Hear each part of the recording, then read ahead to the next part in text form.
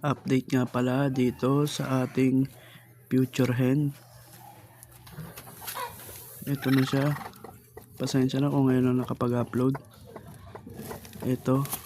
Dito siya ng itlog, kaya dito ko na lang din nilagyan ng limliman niya. 11 nga pala ang kanyang itlog.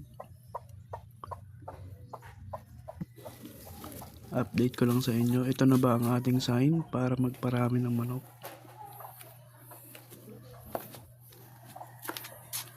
Dito nga, bumaba na siya. At dito nga pala ang kanyang kapares.